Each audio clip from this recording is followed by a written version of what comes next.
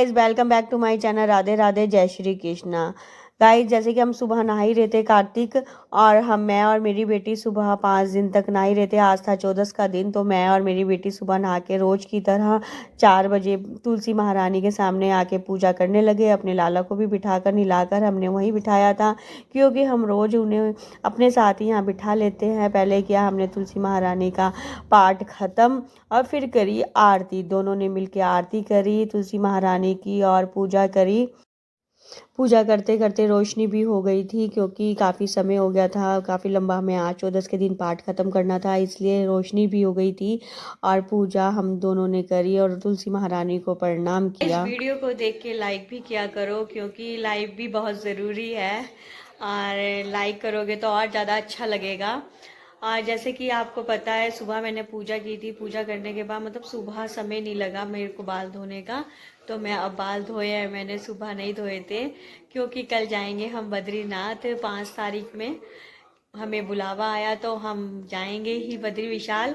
और मतलब सैनी जी तो जाते ही रहते हैं, टूर लेके जाते ही रहते हैं। और मतलब बच्चों का भी मन करता है कि हमें भी पापा लेके चलें। काफ़ी दिनों से हम लोग कह रहे थे कि हमें भी लेके चलो, तो फिर उन्होंने एक टूर बनाया अलग से, तो उसमें हमें लेके जा रहे हैं। और मतलब काफ़ी मतलब उनके फ्रेंड वगैरह, उनकी वाइफ वगैरह सब जा रहे हैं। और हम पिछली बार भी गए थे बद्रीनाथ, तब गए थे हम 10 नवंबर को। अब जा रहे हैं हम 5 नवंबर को। तो हम सोचते हैं बद्री विशाल जी हमें हर साल बुलावा दे और हम उनके दर्शन के लिए जाएं। काफ़ी अच्छा लगता है जब बुलावा आता है और मतलब हम लोग जाते हैं। और हमने सोचा था कि हम केदारनाथ भी एक बार जाएं बच्चों के साथ, मतलब उनके पापा लेके जाएं बच्चों को। बल्कि काश वो दिन भी हमारी लाइफ में बहुत जल्दी आए कि हम पूरी फैमिली केदारनाथ के दर्शन भी करें। और चलो अब बुलावा आया है बद्री विशाल का। पहले हम 5 तारीख को वहाँ जाएंगे और उनके दर्शन करेंगे। फिर नेक्स्ट टाइम देखेंगे कि हम केदारनाथ का ट्रिप बनाएं और आपको दिखाएंगे ही हम बद्री विशाल। हम मतलब पूरा दिखाएंगे कि हमने कैसे कैसे ट्रिप को एंजॉय किया है। और मतलब बच्चे तो बहुत खुश हैं जाने के लिए कि हम जा रहे हैं, तो बच्चों को बहुत खुशी हो रही है। मैं अब जा रही हूँ सत्यनारायण की कथा में, क्योंकि मेरी फ्रेंड के यहाँ से कथा का बुलावा आया था और आज 14वीं है, तो इसलिए मुझे वहाँ कथा में जाना पड़ रहा है।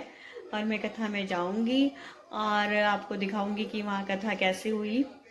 और फिर आके करूँगी मैं पैकिंग कल के लिए, क्योंकि मैंने अभी आपको बताया ही कि हम कल बद्री विशाल जाएंगे।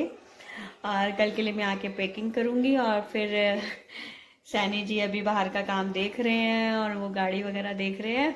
सैनी जी अभी है नहीं घर में, तो उससे पहले मुझे सारा काम निपटाना है, मार्केट भी जाना है। तैयार होके शाम को मैं गई कथा में, और कथा में देखा तो वहाँ पे हो रहा था हवन। और हमने भी वहाँ पे हवन सामग्री वहाँ पे मैंने भी लग गेरी हवन कुंड में। अब बहुत अच्छा लग रहा था कि जब कार्तिक के महीने में हमें कथा का बुलावा आता है तो गाइस ज़रूर जाना चाहिए, क्योंकि शुभ माना जाता है और अपने घर में भी कथा करवानी चाहिए। और जब मैं वहाँ गई तो वहाँ पे हवन हो रहा था, फिर हुई आरती। बहुत अच्छा लग रहा था गाइस। उनका मंदिर भी काफ़ी सुंदर था, बहुत सुंदर लग रहा था मतलब बना हुआ था। के बाद मैं घर आके गई मार्केट से आने के बाद मैंने तैयार किया डिनर बनाया था मैंने आज पुलाव, क्योंकि काम था इसलिए कल का जाने के लिए। अभी बज गए हैं रात के 11:30। अभी सैनी जी नहीं आए हैं। पैकिंग वगैरह करके हमने सामान अभी गाड़ी में लोड किया है। अब सुबह हम निकलेंगे और सुबह निकलेंगे हम 4 बजे या 5 बजे। 4 से 5 बजे का टाइम दिया हुआ है हमने। और उस बीच में हम निकलेंगे, आपको दिखाएंगे कि कितने बजे निकलेंगे। धीरे धीरे करके लेट ही हो जाता है। और गाइस अब मैं इस ब्लॉग को यहीं एंड करती हूँ। सुबह मॉर्निंग में हम बद्री विशाल के लिए आपको ही सुबह से दिखाएंगे कि कैसे हम जा रहेंगे। और अब मिलेंगे नेक्स्ट ब्लॉग में। ओके बाय, टेक केयर, जय माता दी, राधे राधे, बाय बाय।